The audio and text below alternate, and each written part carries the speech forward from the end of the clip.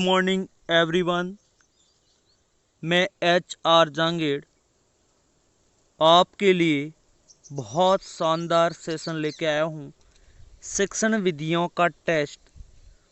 और जो भी हमारे मित्र ये सेशन देख रहे हैं और उन्होंने यदि इस चैनल को सब्सक्राइब नहीं किया है तो पहले आप सब्सक्राइब करें, वीडियो को लाइक करें और दोस्तों के साथ इस वीडियो का लिंक ज़्यादा से ज़्यादा आप शेयर करें ताकि मैं आपके लिए नई नई विषय वस्तु के साथ आपके साथ हाजिर हो जाऊं। चलिए, हमारा जो सेशन चल रहा है इसके अंतर्गत मैंने अभी तक आपके 9 टेस्ट ले लिए और अभी मैं जो टेस्ट की श्रृंखला आपके लिए लेके आया हूँ वो टेस्ट क्रमांक 10 है। और आज के जो क्वेश्चंस है ज़्यादातर प्रीवियस ईयर्स क्वेश्चंस जो एग्ज़ाम के अंदर आए हुए हैं उनको मैं आपके लिए लेके आया हूँ। इसलिए आप वीडियो को प्रारंभ से लेकर एक बार ज़रूर देखें। बहुत ही शानदार मैं क्वेश्चंस आपके लिए लेके आया हूँ, तो आप इस वीडियो को प्रारंभ से लेकर अंत तक ज़रूर देखें। देखिए, मैं स्टार्ट कर देता हूँ। प्रश्न क्रमांक 1, NCF का पूरा नाम है। NCF का पूरा नाम है national curriculum, national common frame, national curriculum framework, national curriculum fundamental. और ये क्वेश्चंस है आपके सामने और आप जल्दी से इस क्वेश्चंस का क्या आंसर होगा आप एक बार कमेंट बॉक्स में लिखिए और आपके कितने सवाल सही होते हैं वो भी आपको कमेंट बॉक्स में लिखना है। और शानदार जो हमारे मित्र जो जिनकी बहुत शानदार तैयारी चल रही है वो लिखते हैं, जिनका कॉन्फिडेंस लेवल बहुत अच्छा है वो ही लिख सकते हैं कमेंट बॉक्स के अंदर, और बाकी तो देखा और निकल गए। ये हर किसी के वश की बात नहीं है। और जो वास्तव में तैयारी कर रहे हैं वो ही लिख रहे हैं। और बहुत शानदार जो हमारे मित्र हैं वो लिख रहे हैं और वास्तव में उनकी शानदार शानदार तैयारी चल रही है और वो लिखते हैं। कम से कम उनके 12-13 बहुत ज़्यादा क्वेश्चन उनके सही हो रहे हैं। बहुत शानदार, उन्हें थैंक्स। आपके कितने सवाल सही होते हैं आप भी कमेंट बॉक्स में लिखिए। सर मेरे 12-13, कोई बात नहीं, जितने होते उतने आप एक बार तो कमेंट बॉक्स में लिख दीजिए आप। तो इसका जो आंसर होगा वो आपके सामने है नेशनल करिकुलम फ्रेमवर्क। जी हाँ, अगला क्वेश्चन आपके सामने ये रहा। वाचन शिक्षण की विधि नहीं है। यही एग्जाम के अंदर धोखा होता हमारे साथ। हम जल्दबाजी करते हैं, क्वेश्चंस पढ़ नहीं पाते और एग्जाम का जो प्रेशर होता है उस प्रेशर के अंदर हमें नहीं दिखता ही नहीं है। लेकिन आप मेरे टेस्ट की श्रृंखला देखते जाइए और आप अभ्यास कीजिए, आपका शानदार अभ्यास हो जाएगा और अच्छे सवाल भी सही होंगे। देखिए, देखो और कहो, अक्षर बोध विधि, ध्वनि साम्य विधि और आगमन विधि। क्या होगा आंसर आपके लिए? केवल 15 सेकंड का समय है। आपकी घड़ी टिक टिक टिक टिक करना स्टार्ट हो गई है और आप दीजिए आंसर। इसका आंसर क्या होगा? इसका आंसर होगा, देखिए, आगमन विधि। आगमन विधि इसका आंसर सही होगा, क्योंकि देखो और कहो वाचन की विधि है, अक्षर बोध भी है और ध्वनि साम्य विधि भी वाचन शिक्षण की विधि है।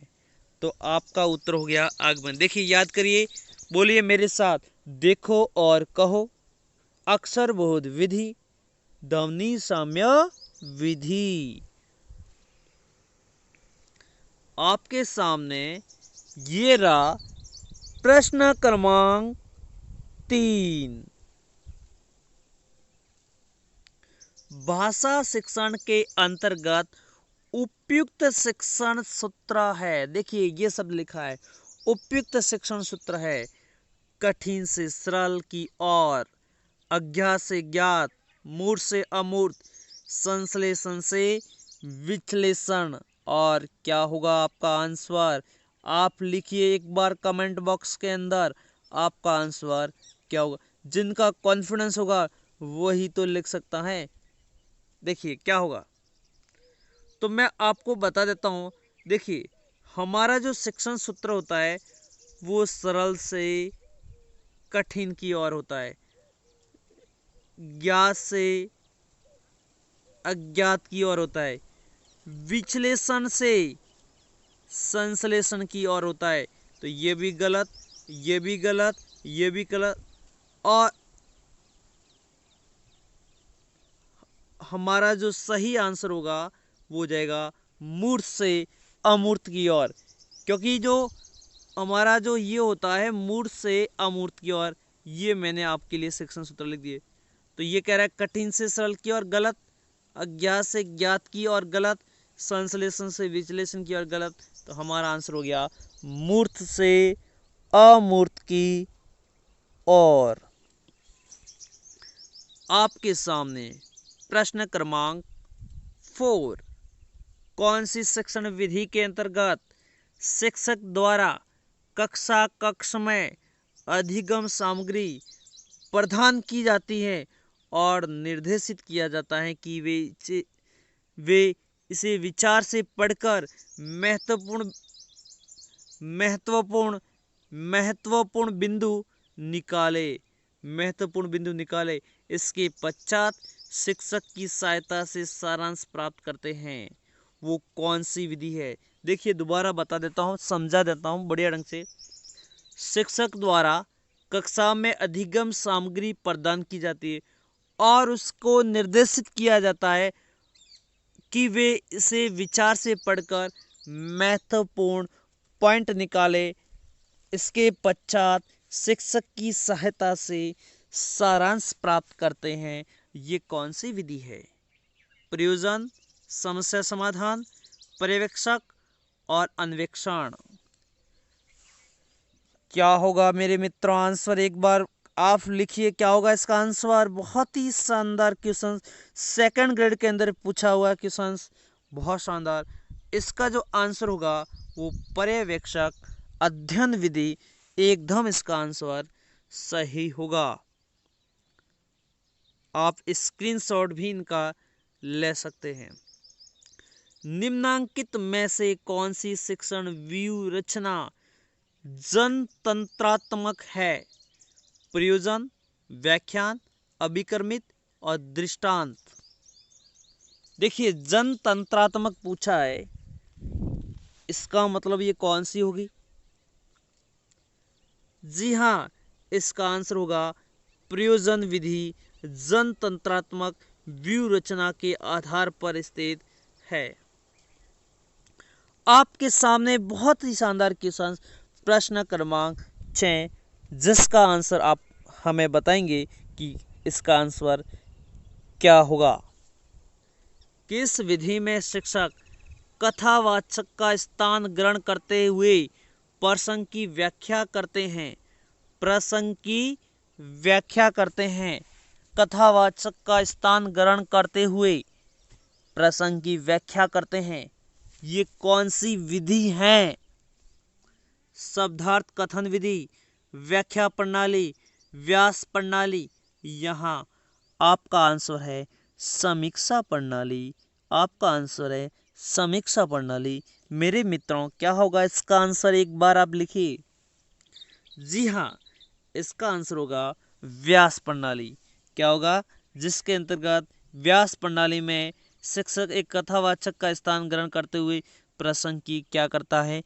व्याख्या करता है। ये इसका आंसर सही होगा।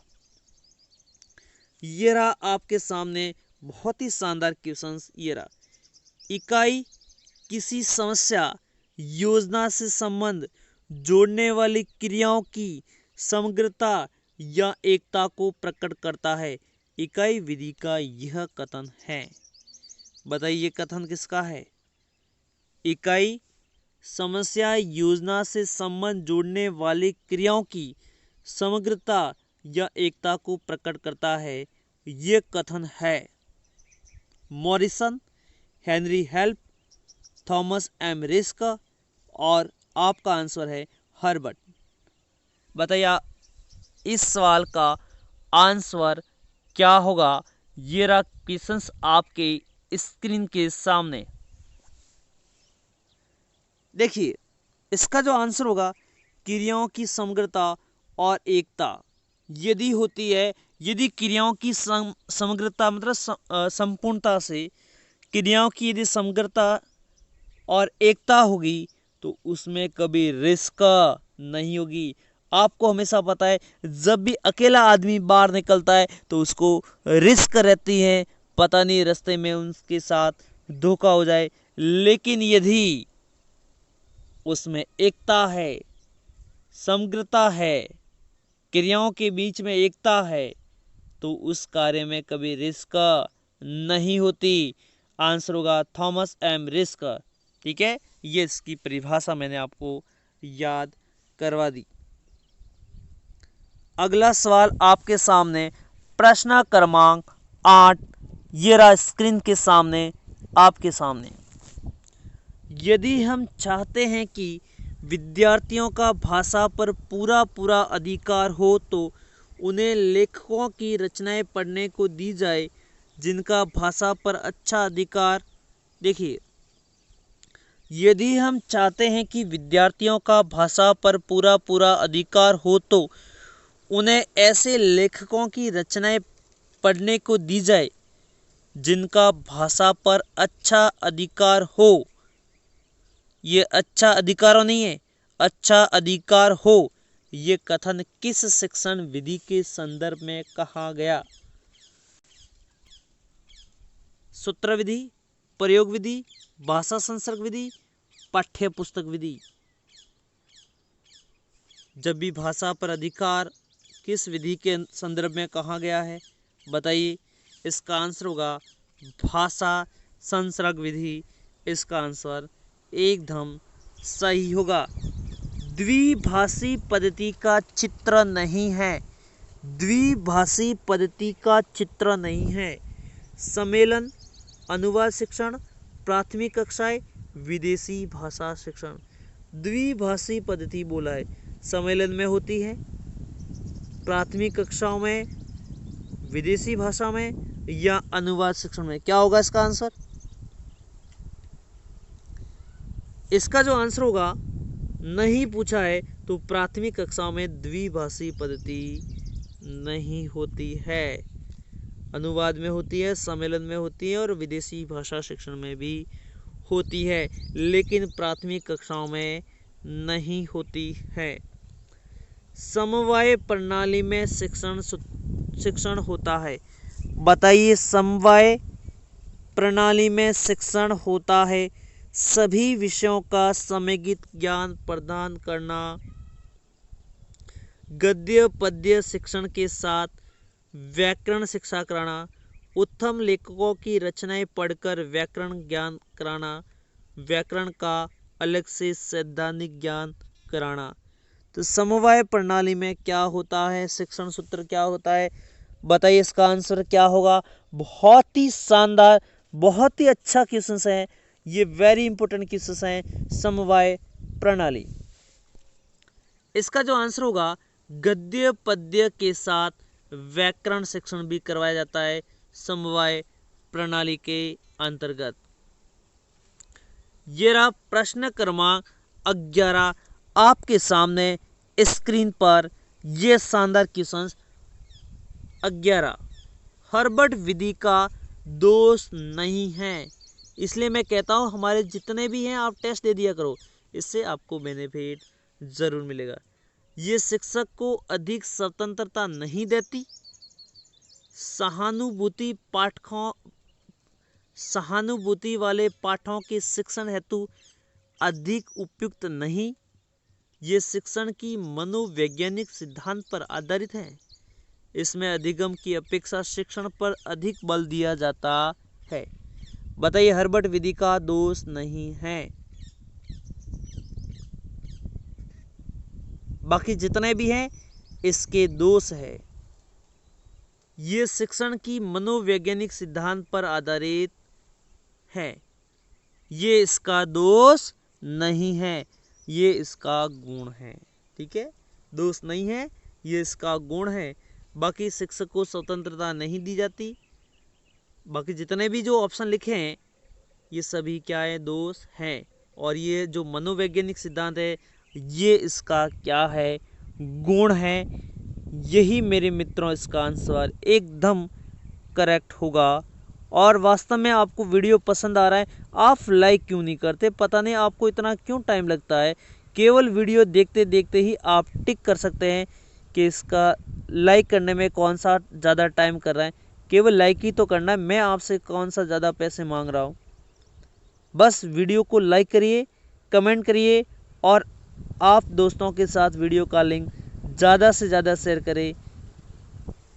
अगला प्रश्न आपके सामने ये रहा। शिक्षण विधियों के संदर्भ में कौन सा कथन सही नहीं है? मैं हमेशा नहीं वाले क्वेश्चंस क्यों लेके आता हूँ? ताकि आपका ज़्यादा से ज़्यादा ऐसे क्वेश्चंस का अभ्यास हो जाए। और आप सभी को पता है आजकल का जो ट्रेंड चल रहा है वो नहीं वाला ही है। शिक्षण विधियों के संदर्भ में कौन सा कथन सही नहीं है? ध्वन्यात्मक विधि वर्णमाला सिखाने से संबंधित है। व्याख्यान विधि में विशेष प्रयोगों पर दृष्टांतों का उपयोग किया जा सकता है। साखी नहीं, ये साखी है।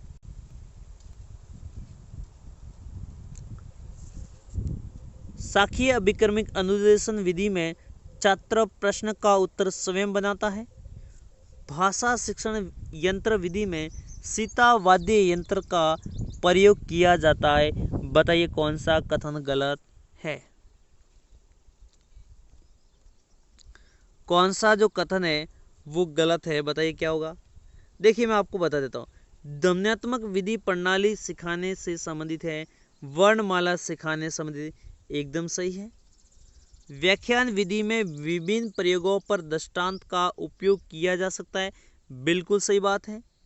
साखीय अभिक्रमिक अनुदेशन विधि में छात्र प्रश्न का उत्तर स्वयं नहीं बनाता है, यही इसका आंसर सही होगा, क्योंकि इसके अंतर्गत छात्र प्रश्न का उत्तर स्वयं नहीं बनाता है।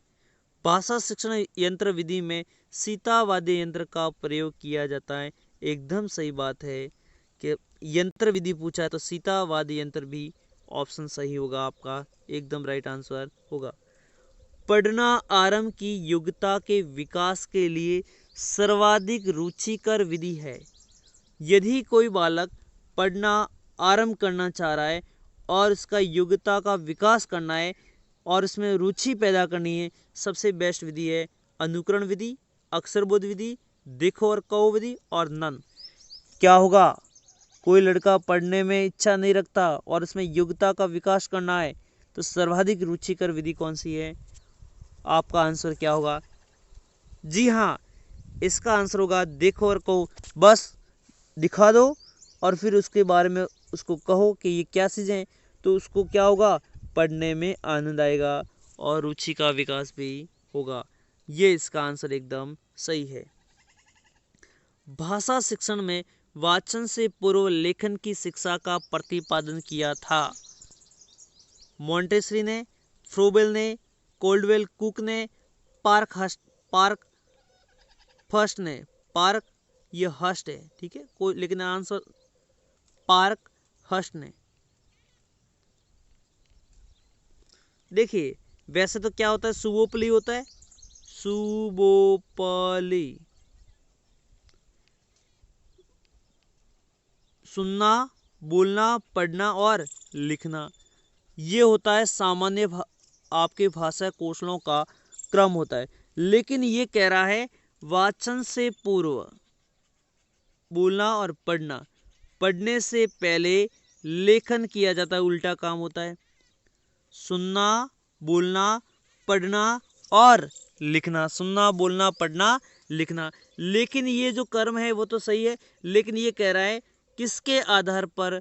पहले लिखाया जाता है, फिर वाचन किया जाता है। वेरी वेरी वेरी, बहुत ही शानदार क्वेश्चंस एग्जाम की तरफ से दृष्टि से बहुत ही शानदार क्वेश्चन। अच्छा है, इसका उत्तर होगा मोंटेसरी। क्या होगा इसका आंसर? मोंटेसरी। मोंटेसरी, क्योंकि एग्जाम के अंदर ये सवाल ऐसे आ सकता है, मोंटेसरी के अनुसार भाषा कौशलों का सही क्रम है।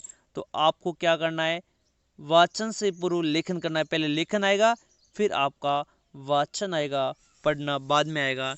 इस बात को आपको ध्यान रखना है। बहुत ही शानदार इंपॉर्टेंट क्वेश्चंस हैं आपके लिए। प्रत्यक्ष विधि हिंदी शिक्षण के लिए उस स्तर पर उपयोगी है जब छात्रों को जानकारी होगी। प्रत्यक्ष विधि हिंदी शिक्षण के लिए उस स्तर पर उपयोगी है जब छात्रों को जानकारी होगी व्याकरण की, लिपि की, अक्षर ज्ञान की, इनमें से कोई नहीं। क्या होगा इसका आंसर? प्रत्यक्ष विधि हिंदी शिक्षण के लिए उस स्तर पर उपयोगी है जब छात्रों को जानकारी होगी किसकी?